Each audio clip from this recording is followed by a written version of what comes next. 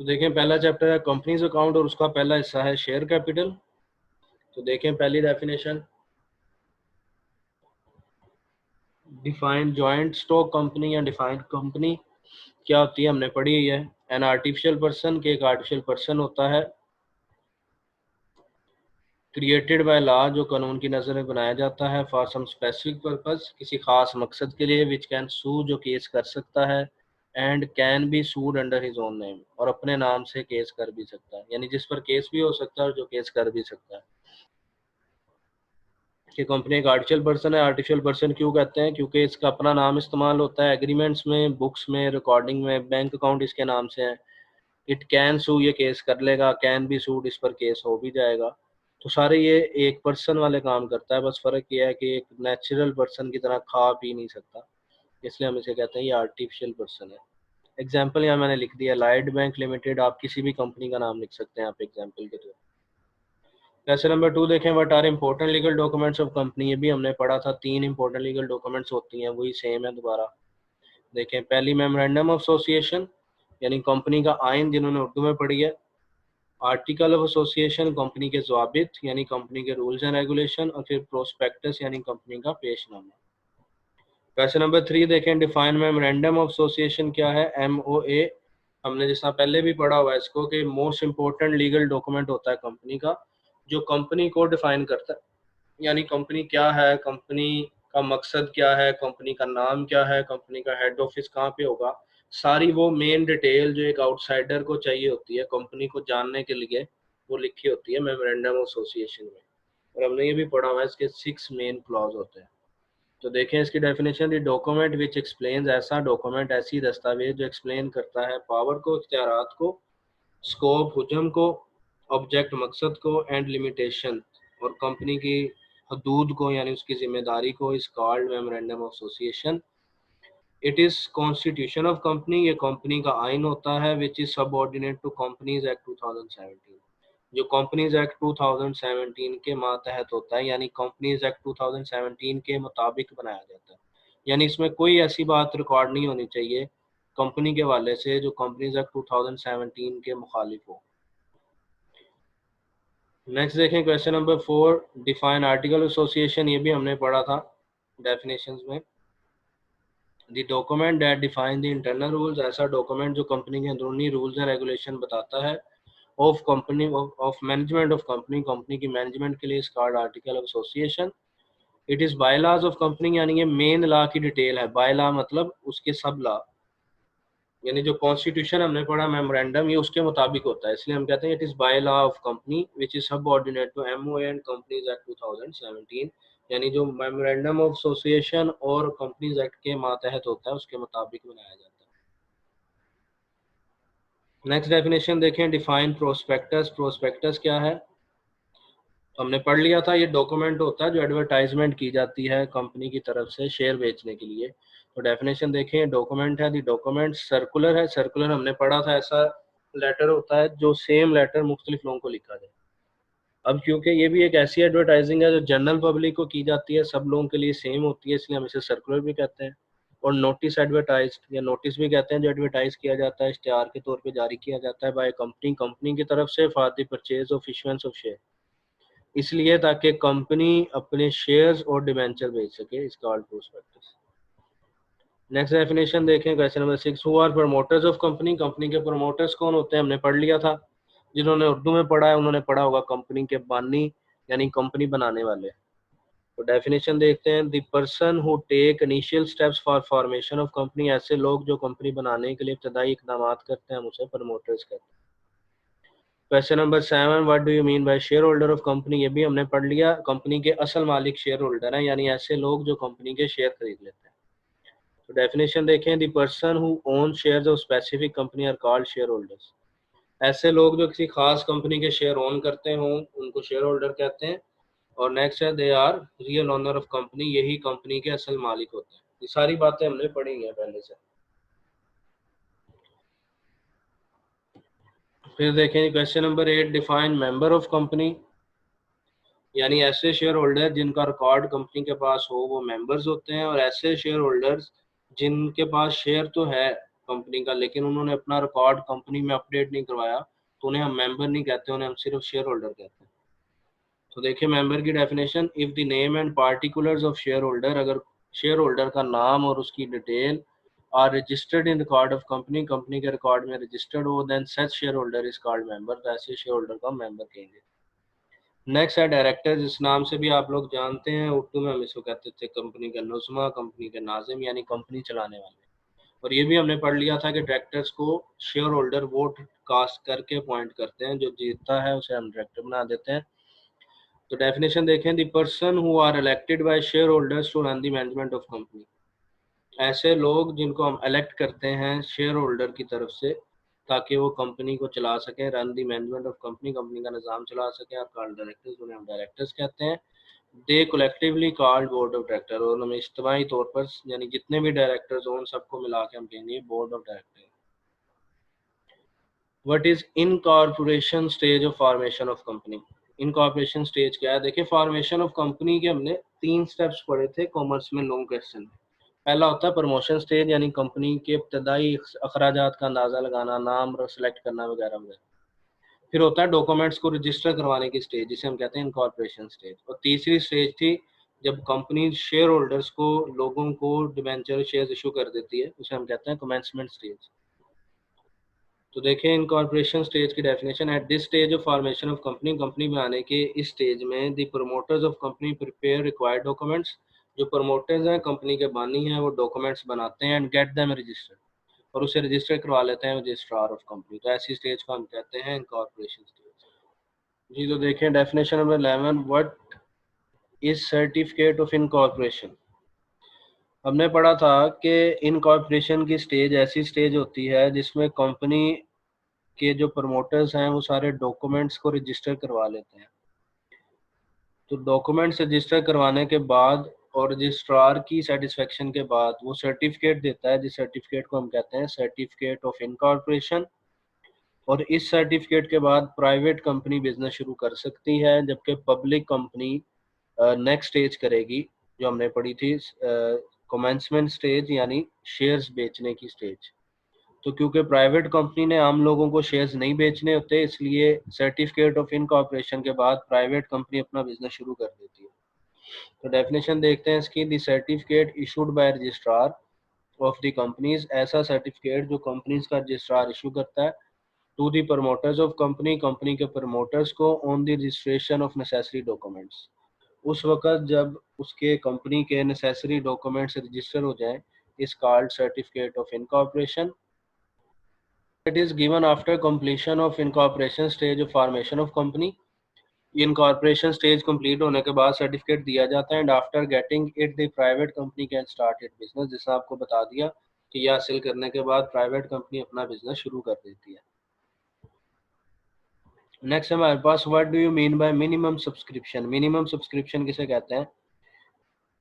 तो देखिए minimum subscription definition, the minimum amount of capital, capital की कम से कम amount which is required to start business, जो कारोबार शुरू करने के लिए चाहिए होती है, and to get the certificate of commencement, और सर्टिफिकेट ऑफ कमेंसमेंट हासिल करने के लिए चाहिए by public company, called minimum subscription.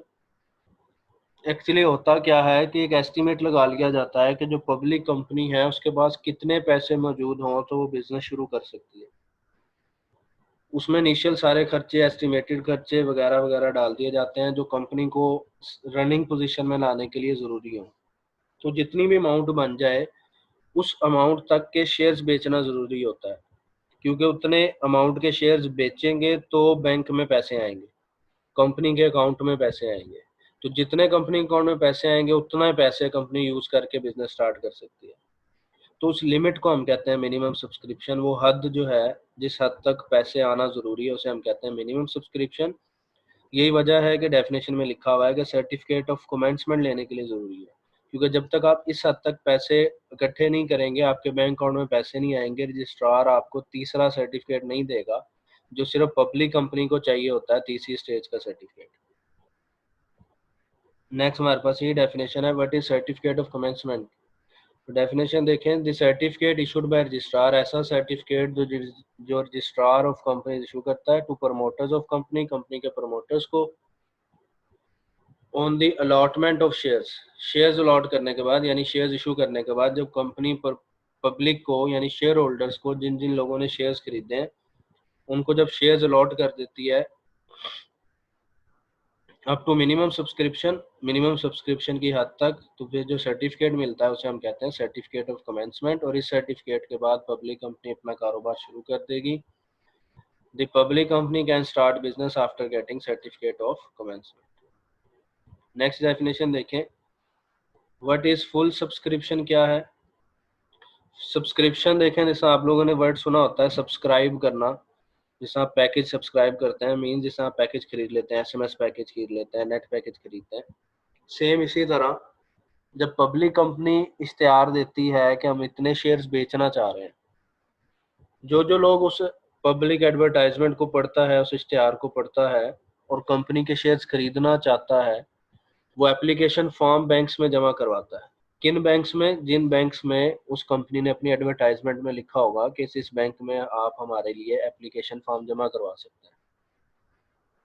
तो जितने एप्लीकेशन फॉर्म आएंगे उनके साथ साथ पैसे भी आते हैं, तो उसे हम कहते हैं लोगों ने शेयर सब्सक्राइब कर लिए। तो उसी से रिलेटेड ये डेफिनेशन है फुल सब्सक्रिप्शन। देखें, कहता है if the company receive an equal amount of share application for share offer to public. कहता है जितने शेयर्स पब्लिक को ऑफर किए गए थे, हम अज्यूम कर लेते हैं, एग्जांपल लेते हैं कि कंपनी ने अपने नोटिस में लिखा था कि कंपनी 10,000 शेयर बेचना चाहती है, जो एप्लीकेशन आ गई वो भी 10,000 एप्लीकेशन ही आ गई, यानी इक्वल नंबर ऑफ शेयर्स और इक्वल नंबर ऑफ एप्लीकेशन आ गई, तो it is called full subscription. तो इसे हम कहेंगे फुल सब्सक्रिप्शन का केस है। नेक्स्ट देखें, डिफाइन ओवर सब्सक्रिप्शन। तो इसकी डेफिनेशन है if the company receive more amount of share application for the shares offered, यानी पब्लिक को शेयर्स ऑफर किए गए थे 10,000, जिसे हमने एग्जांपल में ज्यूम किया, लेकिन एप्लीकेशन 10,000 से ज्यादा आ गई, ज्यूम करते हैं 12,000 आ गई, तो इस केस को हम कहते हैं ओवर सब्सक्रिप्शन। जब एप्लीकेशन ज्यादा आ जाए शेयर्स के तादाद की निस्बत, तो हम इसे कहते हैं ओवर सब्सक्रिप्शन। नेक्स्ट डेफिनेशन देखें, define under subscription. If the company receive less amount of share application, अगर शेयर एप्लीकेशन कम आ जाएं for the shares offer to public, उस तादाद की निस्बत जितने लोगों को ऑफर किए गए थे, it is called under subscription. तो इस केस को हम कहेंगे अंडर सब्सक्रिप्शन। तो तीनों कॉन्सेप्ट याद रखने हैं, अगर नंबर ऑफ एप्लीकेशन बराबर आए नंबर ऑफ शेयर्स के तो फुल सब्सक्रिप्शन, अगर नंबर ऑफ एप्लीकेशन ज़्यादा आ जाए तो ओवर सब्सक्रिप्शन, और अगर नंबर ऑफ एप्लीकेशन कम आ जाए तो उसे हम कहेंगे अंडर सब्सक्रिप्शन। तो डेफिनेशन नंबर 17 है define under writer. Under writer कौन होता है। देखिए, हमने पिछली डेफिनेशंस में पढ़ा था कि कंपनी को मिनिमम अमाउंट ऑफ शेयर्स की हद तक शेयर बेचने पड़ेंगे। अगर कंपनी उतने शेयर नहीं बेचती तो रजिस्ट्रार उसे सर्टिफिकेट नहीं देगा। इसका मतलब कंपनी को एक ख़ास हद तक शेयर्स बेचना लाजमी है, जो हम अज्यूम कर लेते हैं कि 2 लाख की अमाउंट है, यानी अगर कंपनी 2 लाख तक शेयर्स बेचेगी तो उसे सर्टिफिकेट मिलेगा। और अगर वो 2 लाख तक शेयर्स ना बेच सके, यानी लोग इतनी एप्लीकेशन ही जमा ना कराएं, जिस तरह हमने पिछली डेफिनेशन में पढ़ा था अंडर सब्सक्रिप्शन में, कि अगर कंपनी के पास शेयर एप्लीकेशन कम आ जाए तो बाकी जो शेयर्स रह जाएंगे उसके लिए हम किसी पार्टी से, इन्वेस्टमेंट पार्टी या किसी बैंक से या किसी इंश्योरेंस कंपनी से एग्रीमेंट कर लेते हैं कि भाई जितने शेयर्स पब्लिक ने हमारे ना खरीदे उतने शेयर्स आप खरीद लेना। उसको हम इनकम के तौर पर कमीशन भी दे देते हैं कि हमारे शेयर्स खरीद लेंगे बाकी। उससे होगा क्या कि कंपनी के मिनिमम शेयर्स बिक जाएंगे और कंपनी को सर्टिफिकेट मिल जाएगा। तो ऐसे लोग, ऐसी पार्टी, ऐसे इन्वेस्टर्स, ऐसे बैंक जिनसे कंपनी अपने बकाया शेयर्स बेचने के लिए एग्रीमेंट करती है, वो शेयर जो लोगों ने नहीं खरीदे उसे हम अंडर राइटर कहते हैं। तो देखें इसकी definition, a person who guarantees, ऐसा शख्स जो गारंटी देगा to buy the remaining shares of the company, कि वो कंपनी के बकाया शेयर्स खरीद लेगा, if they are not subscribed by the public, अगर वो लोगों ने ना खरीदे, इस कॉल्ड अंडर राइटर, हम उसे अंडर राइटर कहते हैं। और जैसा मैंने अभी बता दिया, तो उसे शेयर खरीदने का क्या फ़ायदा होगा, कंपनी उसे कमीशन देगी। तो यही हमारी नेक्स्ट डेफिनेशन है, what is underwriting commission. तो देखें definition, the commission given to underwriter, वो कमीशन जो हम अंडर राइटर को देते हैं for the purchase of remaining shares, क्योंकि उसने बकाया शेयर्स खरीद लिए हैं ऑफ द कंपनी, कंपनी के। If they are not subscribe by the public, अगर वो लोगों ने ना खरीदे हो, इस कॉल्ड अंडर राइटिंग कमीशन, उसे हम अंडर राइटिंग कमीशन कहते हैं। नेक्स्ट डेफिनेशन हमारे पास, डिफाइन प्रिलिमिनरी एक्सपेंसेस, यानी कंपनी के बनाने से पहले के शुरू के अखराजात को हम कहते हैं प्रिलिमिनरी एक्सपेंसेस। तो देखें इसकी डेफिनेशन, द इनिशियल एक्सपेंसेस, इब्तदाई अखराजात incurred in the formation of company, जो कंपनी को बनाने के लिए किए जाए, आर कॉल्ड प्रिलिमिनरी एक्सपेंसेस, उन्हें हम प्रिलिमिनरी एक्सपेंसेस कहते हैं। फिर क्वेश्चन नंबर 20, ये भी पुराना है, पढ़ा हुआ हमने, what is mean by common seal of company. तो कॉमन सील का पता है सबको, कंपनी की जो मोहर होती है, जो कंपनी के सिग्नेचर की जगह पर इस्तेमाल होती है। क्योंकि कंपनी एक आर्टिफिशियल पर्सन है, वो अपने साइन खुद नहीं कर सकती, तो अपनी जगह वो क्या करेगी, साइन की जगह स्टैंप यूज होगी। तो the stamp of the company used as a signature of company, company की स्टैंप जो कंपनी के सिग्नेचर की जगह इस्तेमाल होती है, इज कॉल्ड कॉमन सील, उसे हम कॉमन सील कहते हैं। देखें definition number 21, what is meant bye separate legal entity of company, कि कंपनी की सेपरेट लीगल एंटिटी से क्या मुराद है, अलग कानूनी हैसियत क्या है। यानी कंपनी अलहदा शख्स है और कंपनी के जो ऑनर्स हैं वो एक अलहदा शख्स है। तो देखें डेफिनेशन सेपरेट लीगल एंटिटी की, a company is different from its owner for its asset and liabilities, यानी कंपनी अलग हैसियत रखती है उनके मालिकान से, for its asset liabilities, asset liabilities के लिए, यानी जो एसेट और लाइबिलिटीज हैं कंपनी की, उसकी जिम्मेदारी कंपनी पर ही है। यानी जो एसेट कंपनी का है वो उसके ओनर का नहीं है, ओनर का उस पर कोई हक नहीं है। क्यों? क्योंकि दोनों अलग हैसियत रखते हैं। It can sue and can be sued on his own name, यही वजह है कि कंपनी कैन सू केस कर सकती है, कैन बी सूड कंपनी पर केस किया जा सकता है, और ये दोनों काम कंपनी के अपने नाम से होंगे, उसके ओनर्स के नाम से नहीं होंगे। नेक्स्ट डेफिनेशन है, what is nature of liability of company and share holder, ये हमने पढ़ा हुआ है कि कंपनी में जो शेयर होल्डर्स हैं उनकी लाइबिलिटी लिमिटेड होती है, और कंपनी की जो लाइबिलिटी है वो अनलिमिटेड होती है। क्योंकि कंपनी पर जिम्मेदारी, अभी हमने पिछली डेफिनेशन में पढ़ा कि सारी जिम्मेदारी कंपनी की है, यानी लोगों के पैसे अदा करना ये कंपनी की जिम्मेदारी रहेगी, इसलिए वो अनलिमिटेड है। लेकिन उसके जो शेयर होल्डर्स हैं उनकी लाइबिलिटी लिमिटेड होती है। अगर कंपनी डूबती है तो शेयर होल्डर्स के सिर्फ उतने ही पैसे ज़ाया होंगे जितने उन्होंने कारोबार में इन्वेस्ट किए हैं, यानी शेयर होल्डर के पर्सनल ज़ाती जो असासे हैं वो सेल नहीं किए जाएंगे। तो देखते हैं definition, the nature of liability of company is always unlimited, company की लाइबिलिटी की नेचर हमेशा अनलिमिटेड होती है। It means that personal asset of company can be sold to pay the debts, इसका मतलब ये है कि कंपनी के असासे बेचे जा सकते हैं कर्जे अदा करने के लिए। हाउएवर, ताहम, the liability of share holders of the company is limited up to the shares they purchase, लेकिन कहता है कि कंपनी के जो शेयर होल्डर्स हैं उसकी लाइबिलिटी लिमिटेड होती है उस हद तक जिस हद तक उन्होंने शेयर खरीदे हैं, यानी कर्जा अदा करने के लिए शेयर होल्डर्स के ज़ाती असासे नहीं बिकेंगे क्योंकि उनकी लाइबिलिटी लिमिटेड है। नेक्स्ट डेफिनेशन है हमारे पास, डिफाइन शेयर, शेयर क्या होता है। देखें definition, total capital of company is divided into small parts, company का जो टोटल सरमाया है उसको हम स्मॉल पार्ट्स में तकसीम कर देते हैं, जो कि नॉर्मली 10 रुपये होता है। Each part is called share, और हम एक पार्ट को शेयर कहते हैं। इट मीन्स, याद रख लें, बाय डिफ़ॉल्ट बाय लॉ जो शेयर है, अगर पूछा जाए कि एक शेयर की कितनी वैल्यू होती है तो आपने कहना है 10 रुपये बाय फेस वैल्यू होती है उसकी। नेक्स्ट देखते हैं, कहता है it is the unit of ownership in the company, ये कंपनी में मलकियत रखने का एक यूनिट होता है। यानी अगर किसी के पास एक शेयर है तो हम ये कह सकते हैं कि वो कंपनी में एक शेयर की हद तक का मालिक है। अगर किसी के पास 10 शेयर हैं तो हम ये कह सकते हैं कि कंपनी में 10 शेयर की हद तक का मालिक है, उसकी ओनरशिप रखता है। नेक्स्ट फिर शेयर की टाइप्स हैं। तो मेनली जो शेयर्स की दो टाइप्स होती हैं, प्रेफरेंस शेयर और ordinary share.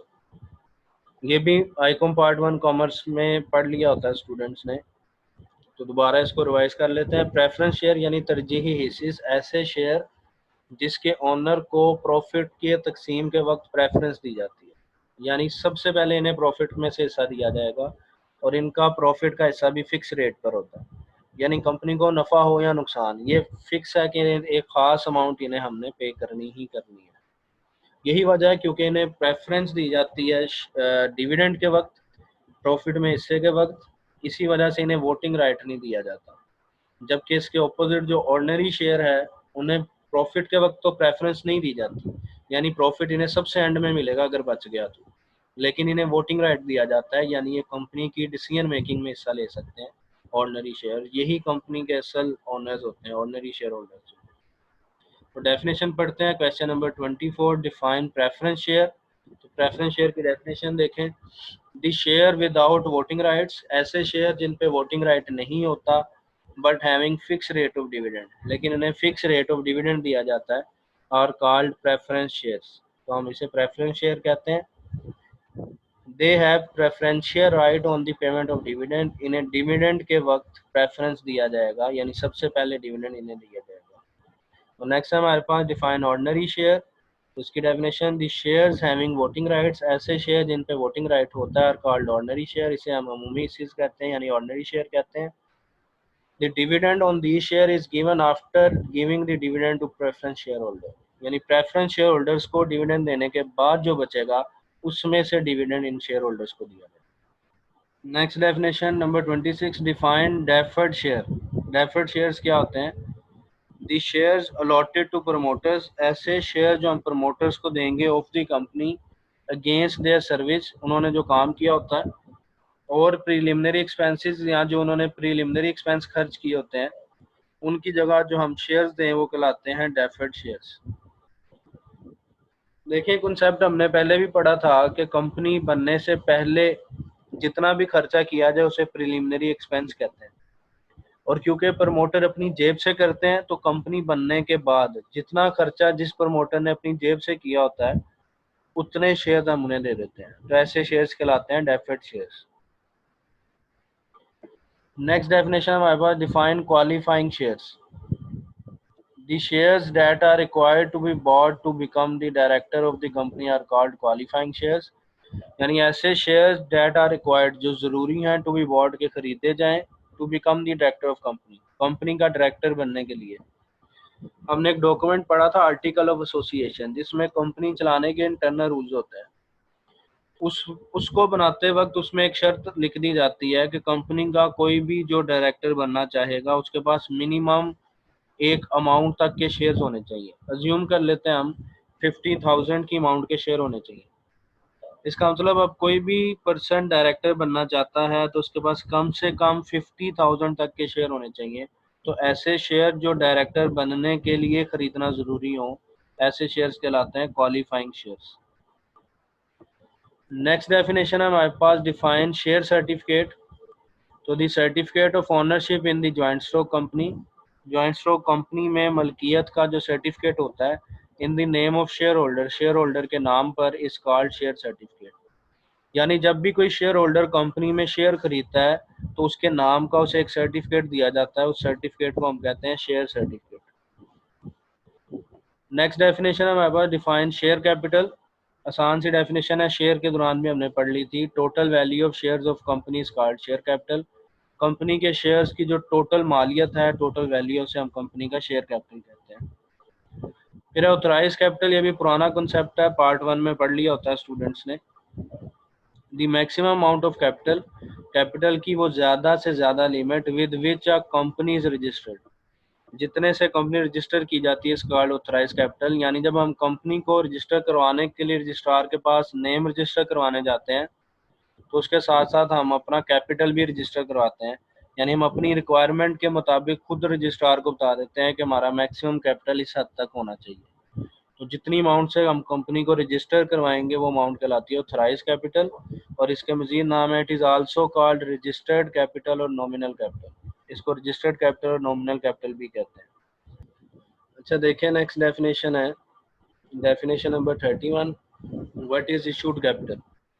Maximum amount of capital जिससे बिजनेस रजिस्टर हो उसे कहते हैं ऑथराइज कैपिटल, और ऑथराइज कैपिटल का वो हिस्सा जितना कंपनी लोगों को ऑफर करे खरीदने के लिए उसे हम कहते हैं इशूड कैपिटल। फिर उसमें से जितना लोग खरीद लेंगे, जितने के लिए एप्लीकेशन जमा करा देंगे, उसे हम कहते हैं सब्सक्राइब कैपिटल। तो देखें definition number 31, what is issued capital. The part of authorise capital, ये ऑथराइज कैपिटल का हिस्सा होता है, which is offered to public, जो लोगों को ऑफर किया जाता है for the purpose of issue, इसलिए ताकि वो लोगों को इशू किया जा सके, is called issued capital. Next definition है सब्सक्राइब कैपिटल, ये भी बता दी मैंने, भी समझा दिया आपको। The part of issued capital, issued capital का उतना हिस्सा for which application are received from public, जिसके लिए लोग एप्लीकेशन जमा करवा दें, इस कॉल्ड सब्सक्राइब कैपिटल, इसे हम सब्सक्राइब कैपिटल कहते हैं। अब देखें सब्सक्राइब कैपिटल का वो हिस्सा जितने पैसे कंपनी मांग ले, ये पुराना कॉन्सेप्ट है, अब ख़त्म हो गया हुआ है 1960 के बाद से, क्योंकि जितने भी अब शेयर होते हैं वो फुली पेड अप होते हैं। अब ये ऑप्शन नहीं है कि अगर 10 रुपये का शेयर हो तो आप 7 रुपये कंपनी मांग लें या 6 रुपये कंपनी मांग ले। अब ऐसा होता है कि अगर 10 का शेयर है तो 10 रुपये के हिसाब से ही पैसे जमा कराने पड़ते। तो ये ओल्ड कॉन्सेप्ट है कॉल्ड अप कैपिटल का। डेफिनेशन देख लेते हैं। The part of subscribe capital, subscribe capital का वो हिस्सा which is demanded by the company, जो कंपनी डिमांड कर ले अगेंस्ट शेयर इशूड पर, इज कॉल्ड अप कैपिटल। देखिए next definition, uncalled up capital उसका ऑपोजिट है, जिसका मैंने भी बता दिया कि पहले ऑप्शन होता था कि 10 रुपये में से कंपनी डिमांड कर लेती थी। फर्ज करते हैं अगर कंपनी ने 7 रुपये फिलहाल डिमांड किए हों तो 7 रुपीज़ पर शेयर हो जाएगा कॉल्ड अप कैपिटल और 3 रुपीज़ पर शेयर हो जाएगा अनकॉल्ड अप कैपिटल। तो देखें डेफिनेशन इसकी, the part of subscribe capital which is not demanded yet by the company against share issue, subscribe capital का वो हिस्सा जो कंपनी ने अभी तक नहीं मांगा, उसे हम अनकॉल्ड अप कैपिटल कहते हैं। और फिर जितने पैसे लोग जमा करवा दें, यानी कंपनी ने 7 रुपये के हिसाब से मांगा है, अगर लोग 7 रुपये के हिसाब से ही जमा करा दें तो ये हो जाएगा पेड अप कैपिटल। हम फर्ज कर लेते हैं कि कंपनी ने 7 रुपये के हिसाब से पैसे कॉल किए थे, लोगों ने 6 रुपये के हिसाब से जमा करवाए, तो 6 रुपीज़ पर शेयर हो जाएगा पेड अप कैपिटल और 1 रुपी पर शेयर हो जाएगा अनपेड अप कैपिटल। तो देखें इसकी definition, the part of called up capital, called up capital का वो हिस्सा which is paid by the public या सब्सक्राइबर, जो खरीदने वाला या पब्लिक जमा करवा दे, is called paid up capital.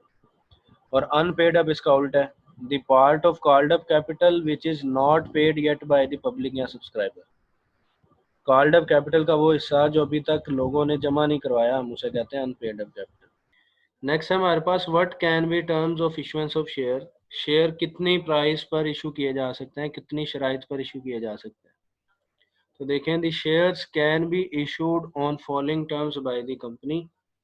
पहला है हमारे पास एट पार, यानी 10 रुपये का एक शेयर होता है और अगर 10 रुपये का ही इशू कर दिया जाए तो इसे कहते हैं एट पार, यानी जितने का शेयर है उतने का इशू कर दें।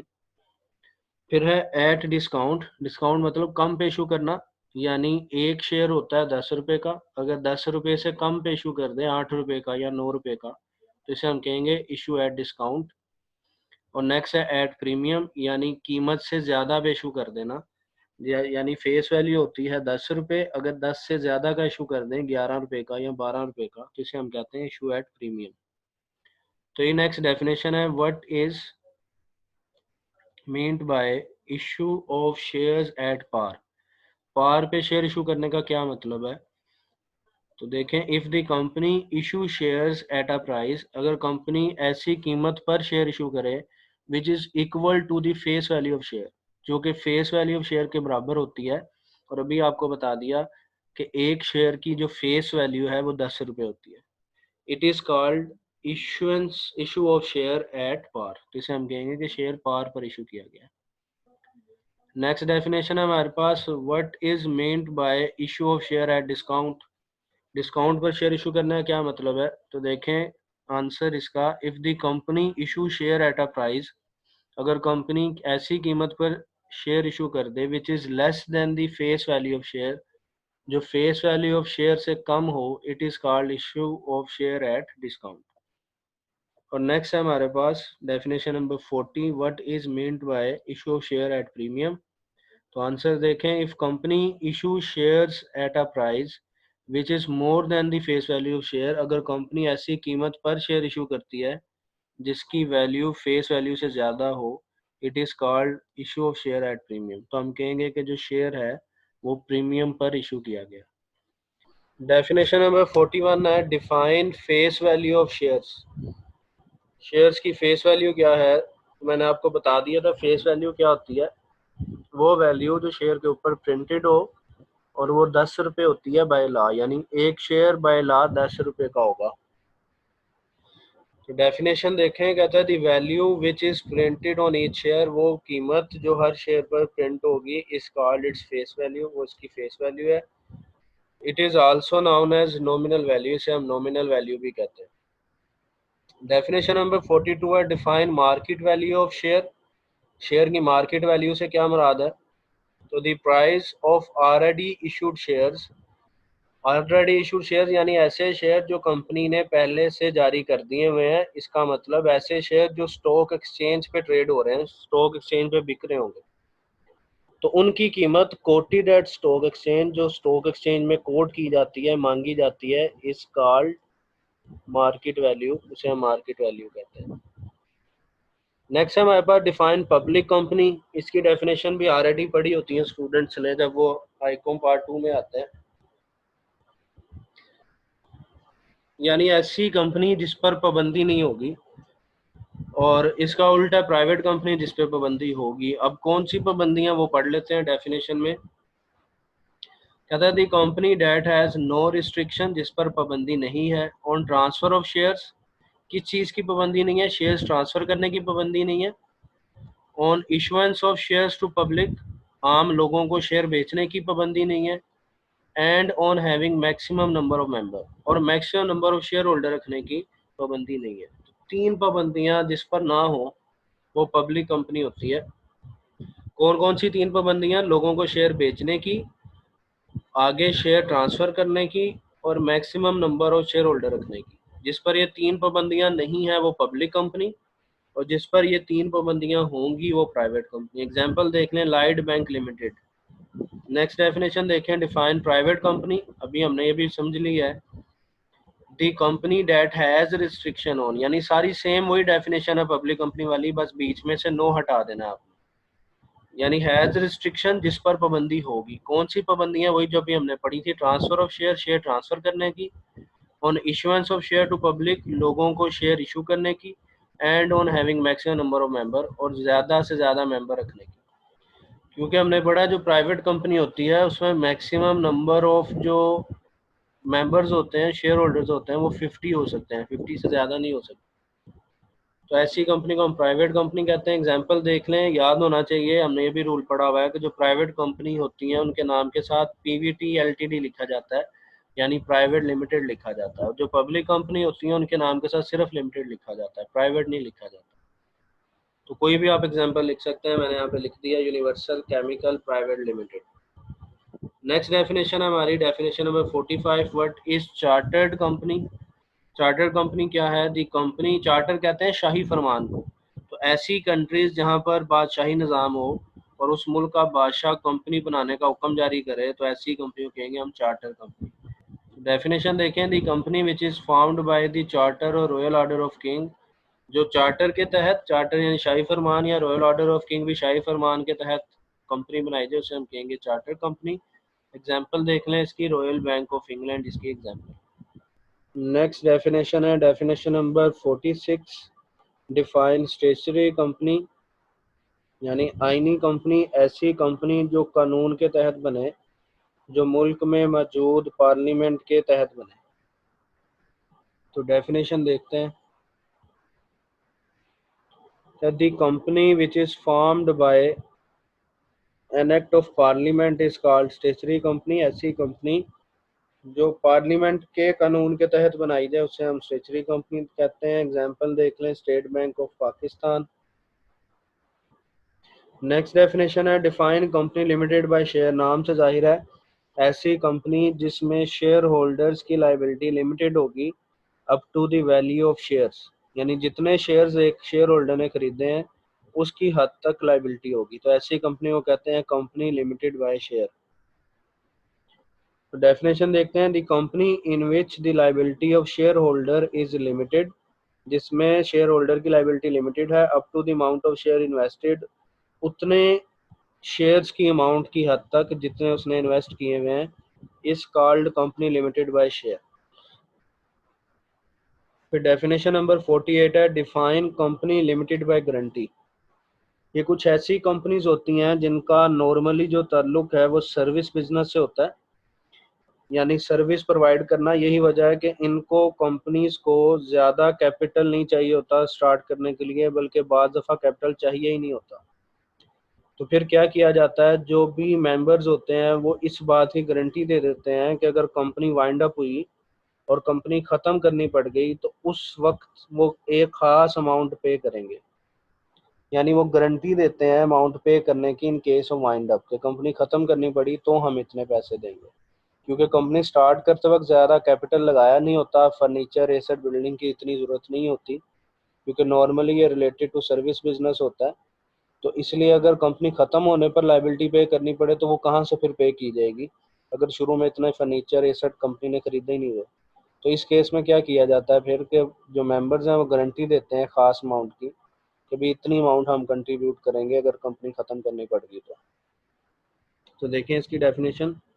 कहता है दी कंपनी इन विच, ऐसी कंपनी जिसमें दी मेंबर गारंटी देते हैं to contribute a specific amount, कि वो एक ख़ास रकम कंट्रीब्यूट करेंगे at the time of winding up if needed. यानी जब कंपनी वाइंड अप हुई और पैसों की ज़रूरत पड़ी तो वो एक ख़ास अमाउंट की गारंटी देते हैं कि हम इतनी अमाउंट कंट्रीब्यूट करेंगे, इस called company limited by guarantee. फिर है definition number 49, define unlimited company. नाम से जाहिर है ऐसी कंपनी जिसमें लाइबिलिटी अनलिमिटेड होगी।